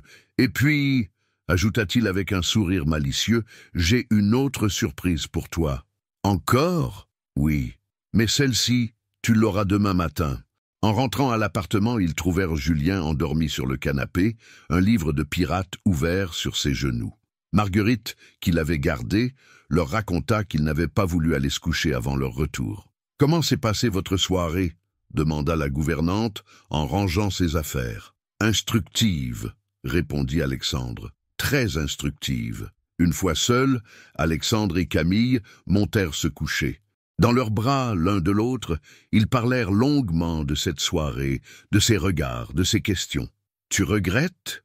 demanda Alexandre. « Cette exposition, ces commentaires ?»« Non, » répondit fermement Camille. « J'ai eu peur, c'est vrai, mais je ne regrette pas. Nous n'avons rien à cacher. Et puis, tu avais raison. Il fallait que je sorte de l'ombre. Je suis fier de toi. Tu as été parfaite. Et ta surprise de demain ?» Alexandre sourit mystérieusement. « Tu verras, mais je pense qu'elle te plaira. » Cette nuit-là, Camille rêva qu'elle dansait dans les bras d'Alexandre, au milieu de l'opéra, sous les applaudissements de tout Paris. Et pour la première fois depuis qu'elle avait retrouvé sa vraie identité, elle n'eut aucun cauchemar. Le lendemain matin, Alexandre réveilla Camille avec un plateau déjeuner et un sourire mystérieux. « Habille-toi confortablement, dit-il. Nous partons dans 1 heure. Où allons-nous? Et Julien ? Julien vient avec nous, évidemment. Quant à notre destination, c'est une surprise. » 1 heure plus tard, ils roulaient sur l'autoroute en direction du sud-est de Paris. Julien, installé à l'arrière avec un livre sur les dinosaures, jetait de temps à autre des coups d'œil interrogateurs vers ses parents. « Allez, un indice, » supplia Camille. « Au moins dis-moi dans quelle direction nous allons. »« Fontainebleau, » lâcha finalement Alexandre avec un sourire. Plus précisément, vers la forêt de Fontainebleau. Camille sentit son cœur faire un bond. Fontainebleau. Ce nom éveillait en elle des échos lointains, des souvenirs qui revenaient par bribes depuis quelques jours. « Alexandre, tu ne vas pas ?» « Si. » Ils quittèrent l'autoroute et s'engagèrent sur des routes secondaires, bordées d'arbres séculaires. Le paysage était magnifique, avec cette lumière dorée de décembre qui filtrait à travers les branches dénudées. « Papa, on va où exactement ?» demanda Julien, intrigué par l'excitation palpable de ses parents. « Voir quelque chose que ta maman et moi avions choisi ensemble il y a très longtemps, » répondit Alexandre. « Quelque chose d'important. » Ils s'arrêtèrent devant un portail en fer forgé et Camille retint son souffle. Derrière la grille, une allée de gravier menait à une maison de maître du XIXe siècle, avec ses pierres blondes et ses volets bleu lavande. Et là, au milieu de la pelouse, majestueux et imposant, se dressait le plus beau tilleul qu'elle ait jamais vu. « Mon Dieu !» murmura-t-elle, la main sur le cœur. « C'est elle, c'est notre maison. Tu te souviens ?»« Oui, oui, maintenant je me souviens. » Les larmes coulaient sur ses joues. Nous étions venus la visiter un dimanche matin. Il pleuvait un peu, mais nous avions fait le tour du jardin quand même. Et moi, j'étais tombée amoureuse de ce tilleul. Je disais que Julien pourrait y construire une cabane, y installer une balançoire. Alexandre descendit de voiture et contourna le véhicule pour lui ouvrir la portière. « Viens !»« Mais Alexandre, elle appartient à quelqu'un d'autre maintenant. Nous ne pouvons pas... » « Détrompe-toi. » Il sortit un trousseau de clés de sa poche. « Depuis hier, elle nous appartient. » Camille le fixa, incrédule. « Tu l'as achetée ?»« Nous l'avons achetée. Elle était revenue sur le marché il y a 6 mois. J'ai contacté l'agence immobilière et quand j'ai su qu'elle était encore disponible, j'ai pensé que c'était un signe. Julien était déjà sorti de la voiture et courait vers le tilleul. « Il est énorme! Papa, regarde! On peut vraiment construire une cabane dedans !» Alexandre et Camille s'approchèrent main dans la main et Camille posa sa paume contre l'écorce rugueuse de l'arbre centenaire. « Je me souviens, dit-elle doucement. Nous étions là, tous les deux. Tu m'avais prise dans tes bras et tu m'avais dit « Un jour, nous regarderons notre enfant jouer sous cet arbre. » Et maintenant, c'est le cas. Ils visitèrent la maison lentement, redécouvrant ensemble chaque pièce. Le grand salon avec sa cheminée de pierre, la cuisine spacieuse qui donnait sur le jardin, l'escalier de chêne qui menait aux chambres. Tout était exactement comme dans les souvenirs qui revenaient à Camille. « Là, dit-elle, en désignant une alcôve près de la fenêtre du salon. Je voulais installer un coin lecture, avec un fauteuil confortable et une lampe de lecture. Et là, ajouta Alexandre en montrant un angle de la cuisine, tu voulais mettre une grande table en bois où nous prendrions nos petits déjeuners en regardant le jardin. Julien, lui, courait partout, découvrant chaque recoin avec l'enthousiasme de ses 8 ans. « Maman, papa, venez voir ma chambre. » Ils le suivirent à l'étage. Julien avait choisi la chambre qui donnait sur le tilleul, avec ses poutres apparentes et sa petite fenêtre en saillie. « C'est parfait, » dit-il en s'allongeant au milieu de la pièce vide. « De mon lit, je pourrais voir les oiseaux dans l'arbre. » Alexandre et Camille échangèrent un regard ému. Cette scène, ils l'avaient imaginée 9 ans plus tôt, quand Camille était enceinte et qu'ils rêvaient de leur future vie de famille. « Alors ?» demanda Alexandre quand ils se retrouvèrent seuls dans la future chambre parentale. « Qu'est-ce que tu en penses ?»« Je pense que... » Camille regarda par la fenêtre qui offrait une vue imprenable sur la forêt. « Je pense que c'est exactement ce dont nous avions rêvé. Mais Alexandre, c'est énorme comme investissement. Et si ça ne marchait pas entre nous, ça marchera. » Il la prit dans ses bras. « Et même si nous avions des difficultés, cette maison serait pour Julien, pour qu'il ait des racines, un endroit où grandir sereinement. Tu as pensé à tout. J'ai eu 9 ans pour y réfléchir. » Ils redescendirent au salon, où Julien les attendait, assis en tailleur devant la cheminée. « Alors, on déménage quand ?»« Julien !» Camille ne put s'empêcher de rire. « Tu ne veux pas d'abord qu'on en discute ? Pourquoi ? C'est notre maison. Papa l'a achetée pour nous. Et puis, regardez !» Il désigna la cheminée. « Il y a même le Père Noël qui peut passer. » Alexandre et Camille éclatèrent de rire. Effectivement, Noël n'était plus que dans 2 semaines. « Tu as raison, mon capitaine, » dit Alexandre. « Le Père Noël pourra nous trouver ici. Alors on passe Noël dans notre nouvelle maison ?» Camille regarda Alexandre, puis son fils, puis cette maison qui représentait tous leurs rêves passés et à venir. « Oui, » dit-elle finalement, « nous passons Noël ici, dans notre maison. » Julien poussa un cri de joie et se jeta dans leurs bras. L'après-midi s'écoula à faire des projets. Ils arpentèrent chaque pièce en imaginant l'aménagement, prirent des mesures, discutèrent couleurs et mobilier. Camille retrouvait avec émotion ses anciens rêves de décoration, mais y ajoutait aussi ses goûts actuels. « Pour le salon, j'aimerais des tons chauds, » dit-elle. « Beige, ocre, avec des touches de bleu et beaucoup de livres, des bibliothèques partout. Et un piano, » suggéra Alexandre. « Tu jouais avant ?»« Je jouais ?» Camille le regarda, surprise. « Tu ne t'en souviens pas. Tu avais pris des cours étant enfant. Tu n'étais pas virtuose, mais tu aimais jouer le soir pour te détendre. »« Non, je... » Camille fronça les sourcils. Puis, soudain, ses doigts se mirent à bouger, comme s'ils se souvenaient d'eux-mêmes. « Chopin, je jouais du Chopin. La valse en ré bémol majeur. C'était ton morceau préféré. » Les souvenirs affluaient, maintenant. Les cours de piano chez Madame Bertrand, ses mains d'enfant qui peinaient sur les gammes, puis plus tard, adolescente, ces moments de bonheur pur quand elle réussissait enfin un passage difficile. « Il faudra que je reprenne, » dit-elle, « pour Julien, pour qu'il apprenne aussi, s'il veut. »« Moi, je veux !»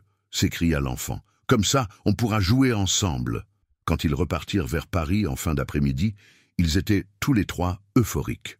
Camille avait la tête appuyée contre l'épaule d'Alexandre. Julien s'était endormi à l'arrière, bercé par le ronronnement du moteur. « Merci, » murmura Camille, « pour tout, pour cette maison, pour avoir gardé nos rêves intacts pendant toutes ces années. C'est moi qui te remercie d'être revenu, de nous avoir donné une seconde chance. Tu crois vraiment que nous allons y arriver? Être heureux? Je le sais. Alexandre resserra son étreinte. Nous avons déjà survécu au pire. Maintenant, nous avons le droit au meilleur. En regardant défiler le paysage par la vitre, Camille pensa à tout le chemin parcouru depuis ce fameux coup de téléphone qui avait bouleversé sa vie. De Camille, la tutrice solitaire, à Claire, la mère retrouvée, puis à cette nouvelle femme qu'elle était en train de devenir, un mélange des deux, plus forte et plus sage. Dans quelques semaines, ils emménageraient dans leur maison de rêve. Julien grandirait sous le grand tilleul. Alexandre et elle vieilliraient ensemble, dans cette demeure pleine d'amour et de projets. Pour la première fois depuis très longtemps, l'avenir lui semblait radieux et plein de promesses. « Papa ?» La petite voix de Julien s'éleva depuis la banquette arrière. « Oui, bonhomme, je peux inviter grand-mère Marguerite pour Noël, dans notre nouvelle maison ?»« Bien sûr. Et grand-mère Marguerite de Lyon aussi, celle de maman ?» Camille sentit son cœur se serrer d'émotion. Sa grand-mère. Il faudrait qu'elle lui présente Alexandre et Julien, qu'elle lui explique tout, qu'elle lui demande pardon pour toutes ces années de mensonges. « Oui, mon cœur, répondit-elle, toute la famille sera réunie pour Noël. » Et en prononçant ces mots, elle réalisa qu'elle disait la vérité. Ils étaient enfin une famille, complète, retrouvée, plus solide que jamais. Le reste n'était plus qu'une question de temps et d'amour. Et de cela, ils avaient désormais tout leur soûl. 2 ans plus tard, la neige tombait doucement sur la forêt de Fontainebleau, recouvrant d'un manteau blanc immaculé le grand tilleul devant la maison. À l'intérieur, la demeure des Dubois-Moreau résonnait de rires et de conversations animées.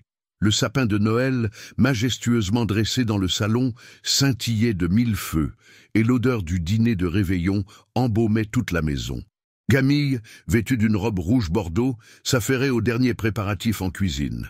Ses cheveux, désormais coupés dans un carré élégant, encadraient un visage épanoui où se lisaient 2 années de bonheur retrouvées.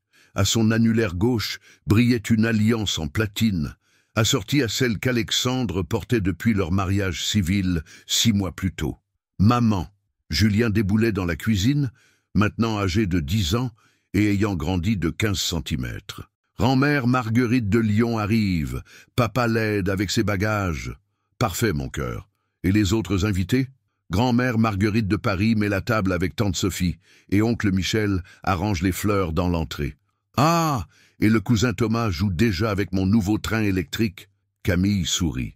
Leur maison était devenue le point de ralliement des 2 familles, un havre de paix où les blessures du passé s'étaient définitivement cicatrisées. La réconciliation avec ses grands-parents maternels avait pris du temps, mais l'amour de Julien et la maturité d'Alexandre avaient finalement triomphé de toutes les réticences. « Et ton papa, où est-il » Il termine un appel avec son bureau. « Un truc urgent pour lundi, » il a dit. « Le jour de Noël ?» Camille secoua la tête en souriant. Certaines choses ne changeraient jamais chez Alexandre. Camille. La voix de sa grand-mère s'éleva depuis l'entrée. « Ma chérie, où es-tu? Cuisine, grand-mère » Marguerite Moreau apparut dans l'embrasure, suivie d'Alexandre qui portait sa valise. À 84 ans, la vieille dame avait gardé sa vitalité et son esprit vif, et elle rayonnait littéralement de voir sa petite fille si heureuse. « Ma chérie, dit-elle en prenant Camille dans ses bras, chaque fois que je viens ici, tu me parais encore plus radieuse. C'est le bonheur, grand-mère. Le bonheur de vivre exactement la vie dont j'avais rêvé, sans m'en souvenir. » Alexandre s'approcha et déposa un baiser tendre sur la joue de Camille. « Désolé pour cet appel. Une fusion importante qui se boucle lundi. » Il eut l'air. « Ça sent divinement bon ici. » « Julien, va donc dire aux autres que nous passerons à table dans 1 heure, dit Camille, le temps que la dinde finisse de cuire. Une fois seule avec Alexandre et sa grand-mère, Camille servit 3 verres de champagne et leva le sien.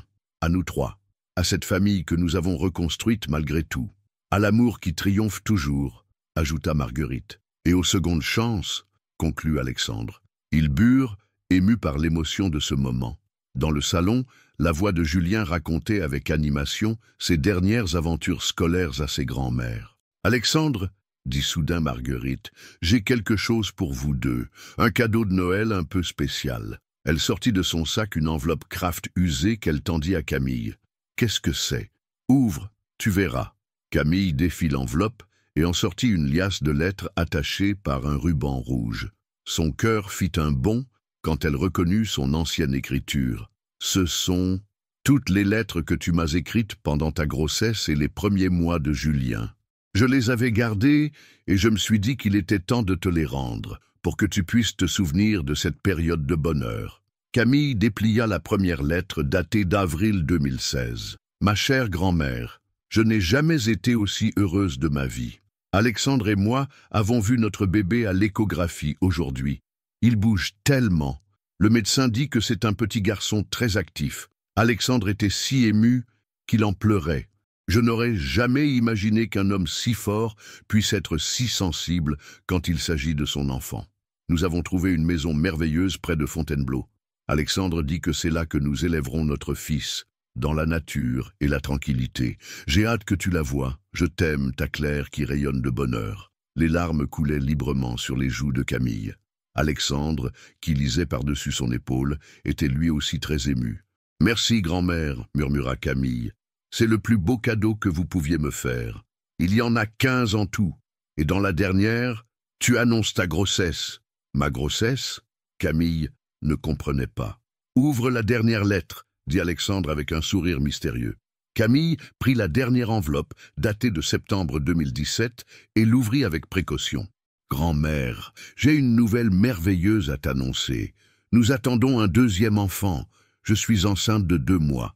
Alexandre est fou de joie, et Julien ne comprend pas encore très bien, mais il dit qu'il sera le meilleur grand frère du monde.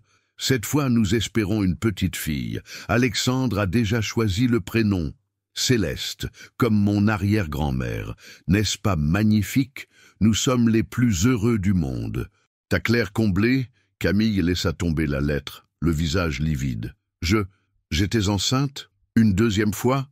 Alexandre prit ses mains dans les siennes. « Oui, de 2 mois quand tu as eu l'accident.